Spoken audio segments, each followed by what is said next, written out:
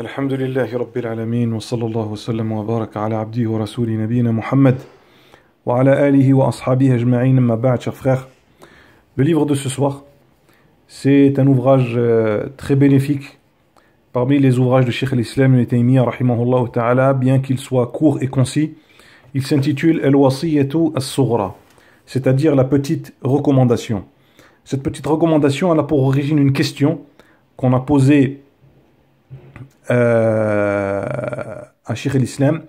C'est d'ailleurs un savant du Maghreb, Abul Qasim, qui a interrogé Cheikh al-Islam Ibn Taymiyyah, qui lui a posé 4 questions. Il lui a dit: je souhaite que vous m'écriviez une recommandation qui me permettrait d'obtenir la réussite et le bonheur ici-bas et dans l'au-delà. La deuxième, c'est: je voudrais que vous me conseilliez un livre de hadith de référence sur lequel je pourrais me reposer, me baser. Et également d'autres ouvrages religieux. Troisième question, quelle est la meilleure action après les obligations? Quelle est la meilleure action après les obligations? Et la quatrième question qu'il lui a posée, c'est: quelle est la meilleure des subsistances? Quel est le meilleur des métiers? Et Cheikh al-Islam Ibn Taymiyyah rahimahullah ta'ala, il a répondu à travers ces quelques pages, hein, c'est très court, alhamdulillah, ça fait 7, 8, 7, 6 pages, hein, 6, 7 pages, c'est très court. Mais alhamdulillah, il a répondu de très belle manière comme à son habitude. Alors pour répondre à la première question, il a dit: la meilleure des recommandations qui permettent d'obtenir le bonheur et la réussite ici-bas et dans l'au-delà, c'est la recommandation d'Allah et celle de son prophète. C'est la crainte d'Allah, de faire les obligations et d'éviter les interdits. Et ensuite il a cité le hadith de Mu'adh ibn Jabal, le hadith de Mu'adh ibn Jabal, dans lequel le prophète alayhi salatu wassalam dit: Ya Mu'adh, ittaqillah haythuma kunt, crains Allah où que tu sois, wa atbi'i sayyata al-hasanata tamhuha, fais suivre la mauvaise action par une bonne, elle l'effacera, wa khaliqin nas bi khuluqin hasan, et comporte-toi avec les gens de la meilleure des manières, avec un bon comportement. Et donc voilà ce qu'il a développé ensuite Cheikh al-Islam, et il lui a dit que ensuite, donc comme l'être humain il est sujet à l'erreur et qu'il peut faire des péchés, il lui a cité ensuite certains moyens d'effacer ses péchés, parmi lesquels al-tawba, le repentir, ensuite al-istighfar, la demande de pardon, puis al-a'mal as-salihatu al-mukaffira, c'est-à-dire les bonnes actions qui permettent d'effacer les mauvaises. Ensuite il lui a dit: parmi les moyens d'effacer ses péchés, il y a al-masa'ib al-mukaffira, donc il y a les malheurs qui peuvent atteindre la personne et qu'Allah subhanahu wa ta'ala lui fait subir pour justement purifier la personne. Donc ça c'est la réponse à la première question. Ensuite la réponse suivante, donc quelle est la meilleure des actions?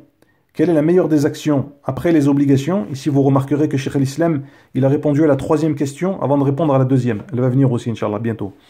Donc la meilleure des actions après les obligations, il a dit Cheikh al-Islam: donc il a dit ça dépend des personnes. On ne peut pas donner une règle générale.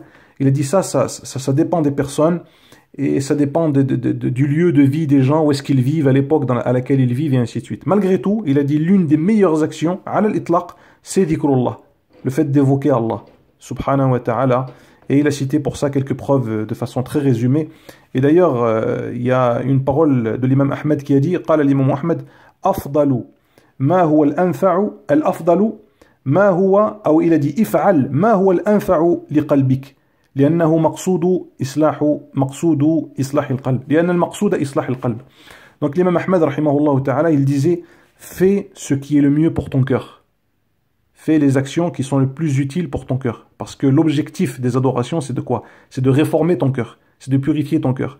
Donc, les meilleures actions pour toi, c'est celles qui sont les plus utiles à ton cœur, bien entendu, qui sont en conformité avec le Coran et la Sunna du prophète, sallallahu alayhi wa sallam. Et on ne parle pas des innovations, bien entendu, ma'ad Allah. Wa amma arjahul makasib. Ensuite, il l'a orienté sur la meilleure des subsistances, le meilleur des métiers. Là aussi, il lui a dit, c'est pareil. Il lui a dit: mais je ne peux pas te donner de métier en particulier, voilà, soit forgeron, ou soit ceci, ou soit cela.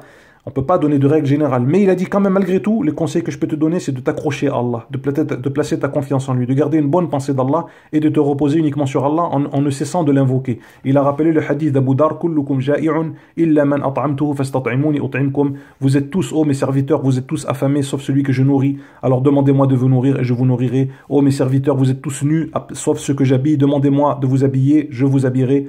Et il a cité le hadith qui est rapporté du prophète sallallahu alayhi wa sallam, qui est un hadith qui n'est pas authentique. Le prophète alayhi salatu wa sallam, il aurait dit demandez à Allah toutes vos affaires, qu'il comble tous vos besoins, ne serait-ce que les lacets de vos sandales lorsqu'elles se craquent.